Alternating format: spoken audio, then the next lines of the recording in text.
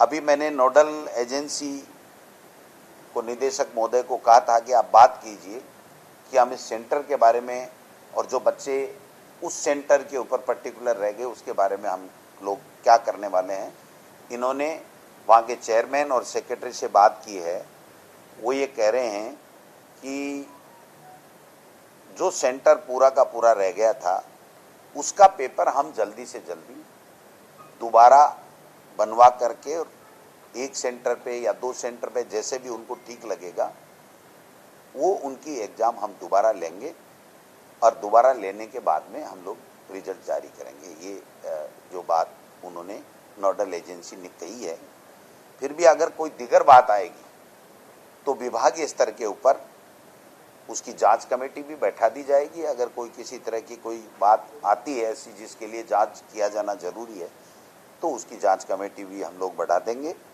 जो पेपर पहुंचना चाहिए था 8:30 बजे वो 10:20 के ऊपर पहुंचे।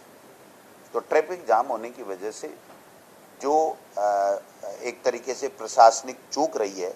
हालांकि उनको एक कह दिया गया है कि आपको इतना समय हम ज़्यादा दे देंगे, लेकिन हर तरह के लोग रहते हैं, उसके ऊपर वो राजी नहीं हुए और वो एग्ज़ाम नहीं हो पाई। तो ये एक त्रुटि मैं समझता हूँ कि प्रशासनिक व्यवस्था के ऊपर भी रही, लेकिन वो मजबूरी में हुई क्योंकि अब ट्रैफिक जाम होना किसी के बस में नहीं है, नेशनल हाईवे था। तो मैं समझता हूँ ये सारी चीज़ें हुई है। इसके लिए हम लोग उन बच्चों का नुकसान नहीं हो इसलिए हम ये एग्ज़ाम दोबारा लेंगे।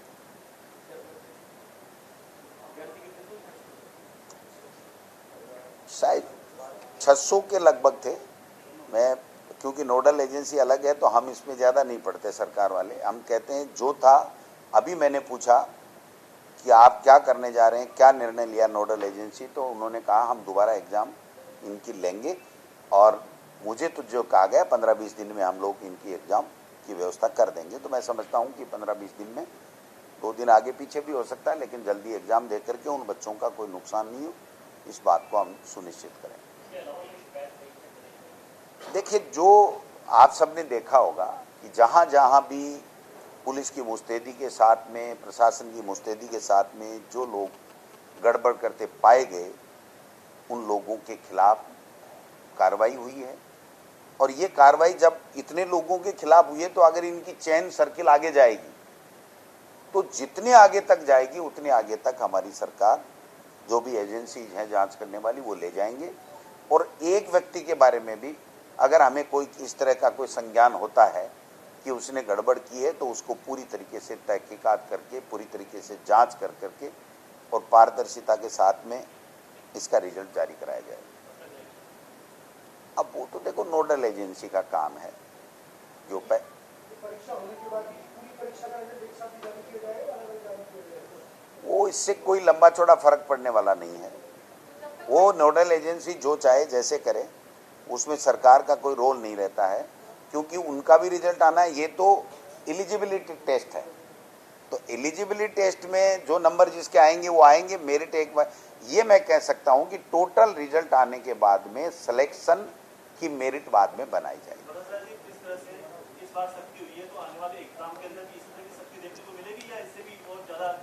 बिल्कुल, देखिए अब इससे कई चीज़ें सूचनाएं मिली हैं कि किस तरीके से ये लोग बाग नकल कराते हैं, कैसे कैसे गिरोह सक्रिय रहते हैं, कैसे कैसे मिले हुए होते हैं। तो जो हमें इन चीज़ों का पता प्रशासन को पता चलता है तो उससे आगे के समय में उनको और ज़्यादा अच्छे तरीके से और ऐसी नकलें नहीं हो या गड़बड़ियाँ नहीं हो उसको रोकने के लिए हम लोगों के पास में जो एजेंसीज हैं उसको क्लू मिलते हैं और जिससे और ज़्यादा बेहतर तरीके से आगे के एग्जाम हो सके।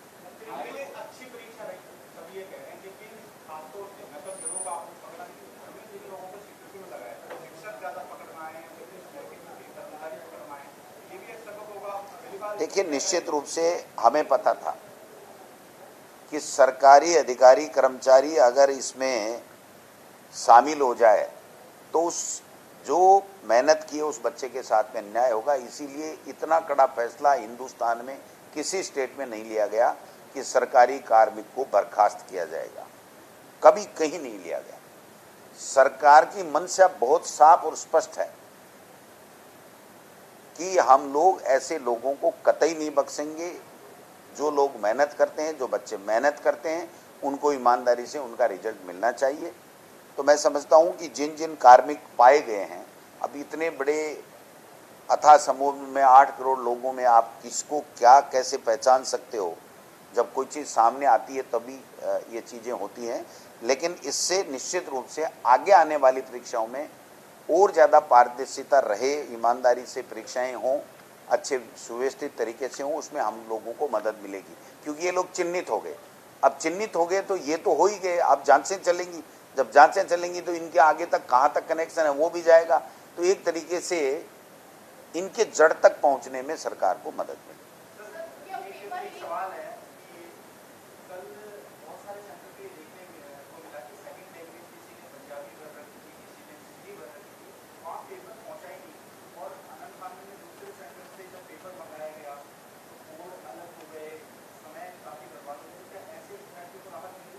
हमारे संज्ञान में ऐसी कोई चीज़ नहीं है। ऐसा कोई भी मामला हुआ होगा तो वो नोडल एजेंसी माध्यमिक शिक्षा बोर्ड को अपने लिखित में शिकायत दे, वो उसके ऊपर परीक्षण उपरांत जो भी निर्णय लेंगे वो उनको लेना है। सरकार का इसमें कोई हस्तक्षेप नहीं।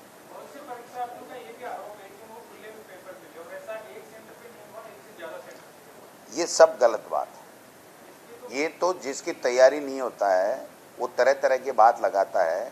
बहुत से विद्यार्थियों के खोलने की जरूरत कहाँ थी? अगर खुले तब तो एक पेपर ही खुल जाए। सारे पेपर कोई खोलता है क्या?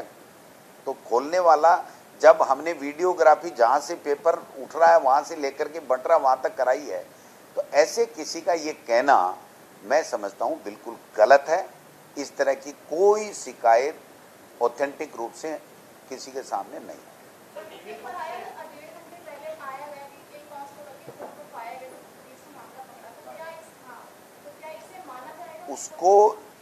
उसको तय तक जाएंगे कि कितने लोगों तक ये पेपर पहुंचा है, उन सब के खिलाफ कार्रवाई होगी। उनका इस रिजल्ट से कोई लेना देना नहीं रहेगा। अच्छा सर, जो हाई कोर्ट में अभी पेंडिंग है मामला तो बीएड वाला, तो जब तक वो क्लियर नहीं होगा तब तक क्या रिजल्ट घोषित होगा या निश्चित रूप से देखिए, जो कोर्ट का आदेश को देखना पड़ेगा। जो मुझे मेरे संज्ञान में लाया गया है कि कोर्ट ने अभी इसको परिणाम के लिए, बीएड वालों के परिणाम के लिए रोक रखा है। तो निश्चित रूप से कोर्ट का हम लोग प्रयास करेंगे कि जल्दी से जल्दी इसके ऊपर, मेरिट के ऊपर जो भी डिसीजन कोर्ट करे जिससे हम लोग आगे बढ़ सकें।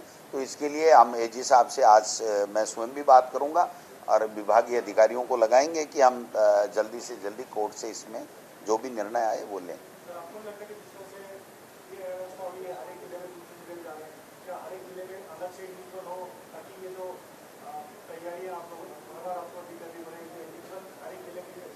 अब देखिए, ये तो जो नोडल एजेंसी होती है उसको तय करना होता है, लेकिन समय समय के ऊपर जब एग्जाम्स होती हैं और उससे जब जो अनुभव मिलते हैं, उस अनुभव के आधार पर आगे की जो परीक्षाएं होती हैं उसमें जो भी निर्णय लेने होते हैं तो वो लेते हैं। तो मैं समझता हूँ कि इसके ऊपर मेरा ये कहना कि ऐसा होना चाहिए, ऐसा होना चाहिए, ये कतई ठीक नहीं।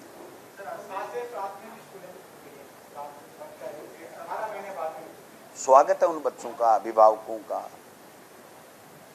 आप सबका, क्योंकि आपके बच्चे भी तो पढ़ ही रहे हैं ना। तो निश्चित रूप से इस कोरोना के कारण से जो 1.5 साल का दंश जो हमने झेला है वो कभी भूलने वाला नहीं है। लेकिन फिर भी सरकार ने बहुत कोशिशें की और सीनियर और जूनियर क्लासेज के पहले हमने स्कूल चालू कर दिए थे।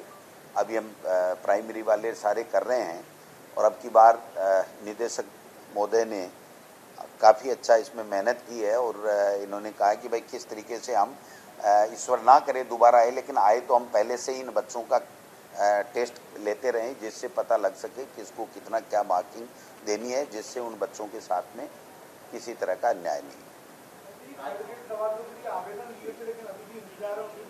हाँ, वो पॉलिसी बन रही है, इसकी पॉलिसी बन रही है, गाइडलाइन बन रही है और गाइडलाइन बनने के बाद में आप निश्चिंत रहें, 3rd ग्रेड के ट्रांसफ़र भी होंगे। सरकार तारीख बढ़ाती रहती है।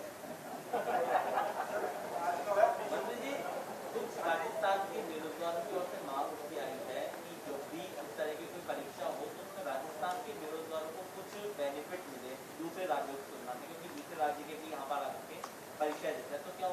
बेनिफिट उनको मेहनत करने से ही मिलेगा मेरे भाई। जो हमारा कॉन्स्टिट्यूशन है, वो जो चीज़ हमको अलाउ करता है वो ही कॉन्स्टिट्यूशन के हिसाब से हम चल सकते हैं। तो मैं तो तमाम बच्चों से कहना चाहता हूं कि उनको मेहनत करनी चाहिए। आज विदेशों में भी, अमेरिका, यूएस, जर्मनी, वहाँ पर भी ये लोहा मनाते हैं हमारे इंजीनियर। तो मैं समझता हूँ कि हमारे बच्चों को मेहनत ज़्यादा करके प्रयास करना चाहिए, लेकिन जो संविधान में जो व्यवस्था है, जो कानून है, उसके मुताबिक हमको चलना पड़ता है। किसानों का देशव्यापी बंद है। बिल्कुल, लगातार पहले बहुत अच्छा पूछा।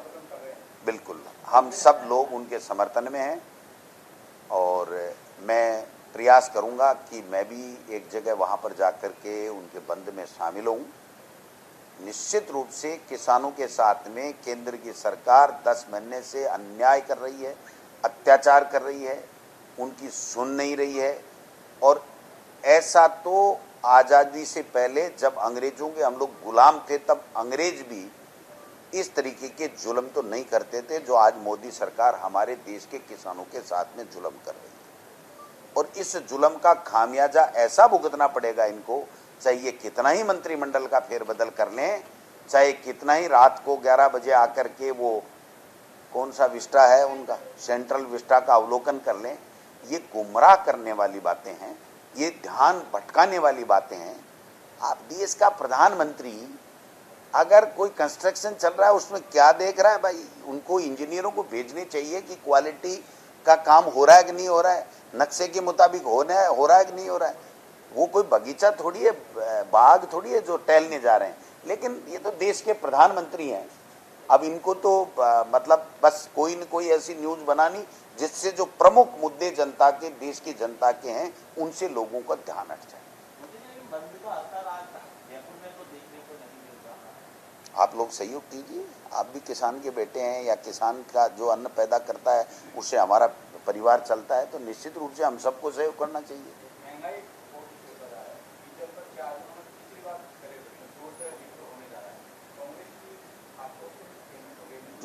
जो सुनने वाला उसको सुनाया जाए। जब केंद्र सरकार सुनने का नाम ही नहीं ले रही है, गूंगी बहरी हो गई, तो हम सुनाएं किसको? आंदोलन कांग्रेस कर भी रही है। 1 तारीख को दिग्विजय सिंह जी आ रहे हैं, वो पूरी महंगाई के ऊपर, पेगासिस के ऊपर, सब चीज़ों पे अपनी बात रखेंगे अखिल भारतीय कांग्रेस कमेटी की तरफ से।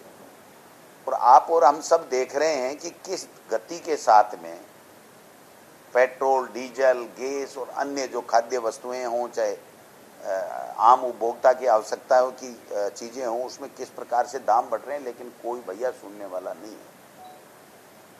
यहाँ तो विदेशों में जाओ, अच्छे अच्छे उद्योगपति मित्रों से बातें करो, फिर ध्यान भटकाने के लिए कोई न कोई मुद्दा ले आओ और फिर ध्यान भटका दो। फिर जब चुनाव आए तो कोई ऐसा मुद्दा ले आओ, हिंदू मुस्लिम ये वो कर करा के, और वो दोबारा जो है वो सरकार बना लेते हैं। अब की बार नहीं बनेगी। लेकिन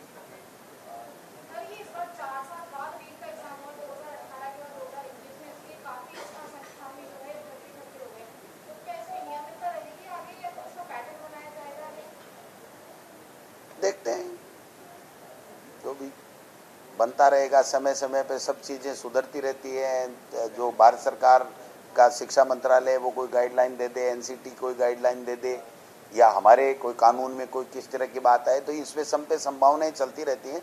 आज की तारीख में तो जो चीज़ है ना, उसी को फाइनल मान के चलाओ। Thank you.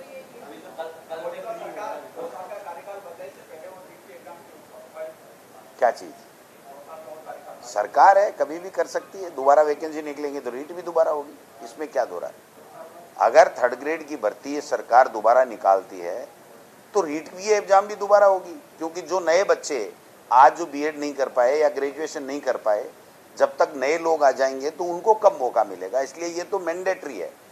किसी भी एग्जाम करने से पहले अगर नया स्टूडेंट आ जाता है तो उसको मौका देना कंपलसरी है।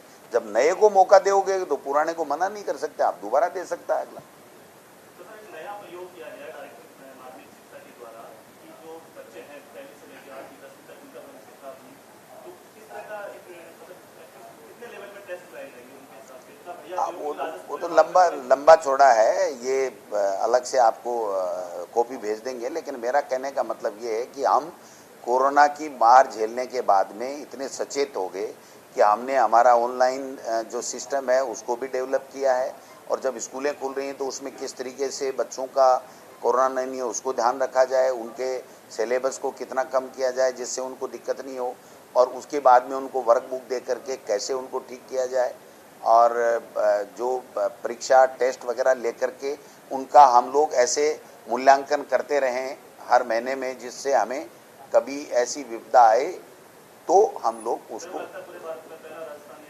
बिल्कुल 100% आप बहुत सही, आप और आप भी सब सही हो, लेकिन आपने बहुत सही पूछा कि राजस्थान में ऐसे ऐसे शिक्षा विभाग में, और ये जो रीट वाला है ये तो माननीय मुख्यमंत्री जी को मैं धन्यवाद देना चाहूँगा, और आप थोड़ा सा ढंग से इसको देखना जिससे मिल जाए कि रीटोत्सव मेरे पास जो आ रहे हैं ना कि रीटोत्सव में आयोजन में भाग लिया हमने और बहुत आनंद की अनुभूति हुई, तो ऐसे मतलब आयोजन में इसको बदल दिया, तो इसके लिए माननीय मुख्यमंत्री जी और हमारी सरकार में तमाम जो लोग और अभिभावक और मीडिया के बंधु सब बधाई के पात्र हैं, धन्यवाद के पात्र।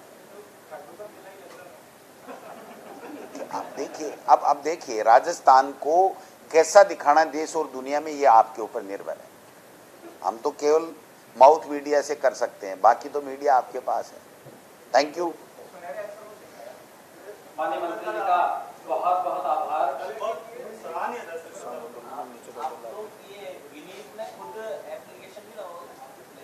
आदरणीय रामधारी सिंह जी दिनकर ने लिखा था इस तरह के जो आपके जैसे व्यक्तित्व के लिए कि जीवन उनका नहीं युधिष्ठिर जो उससे डरते हैं, वो उनका जो चरण रोग निर्भय होकर लड़ते हैं। तो आप जिस तरह से राजस्थान की समस्याओं के लिए दिल्ली तक से लड़ रहे हैं, और मैं समझता हूँ कि कोरोना के इस महायुद्ध में आपने विजय हासिल की है, तो निश्चित रूप से आप इसके लिए बधाई के पात्र हैं, और सारा शिक्षा विभाग आपके लिए आभार व्यक्त करता है और आपको बधाई देता है इस बात के लिए। और पुनः मैं एक बात बता दूं कि पूरे अगर कोरोना के पीरियड को देखा जाए, किस तरह से स्कूलों का संचालन हुआ, किस तरह से घर घर जाकर हमारे अध्यापकों ने बच्चों को पढ़ाया, किस तरह से लर्निंग किया गया, ये एक अद्वितीय कार्य है। न सिर्फ राजस्थान के लोग बल्कि पूरा हिंदुस्तान एक आशान्वित दृष्टि से देख रहा है। और वास्तव में पुनः एक बार बधाई के पात्र हैं नीट परीक्षा के लिए आदमी है।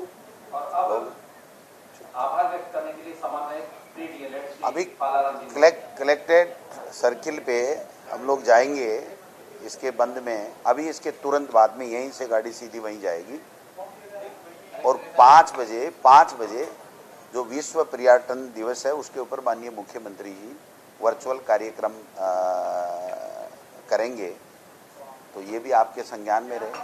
5 कर दिया, आप लोगों को थोड़ी दिक्कत नहीं हो। हैं कलेक्ट्रेट अभी यहीं से अपन नाश्ता कर लो, आप फिर चलते हैं। ये अंकुर के ऊपर निर्भर है, अगर आप ज्यादा से ज्यादा चलाओगे ना इसको ढंग से तो गिनीज बुक वाले पकड़ लेंगे।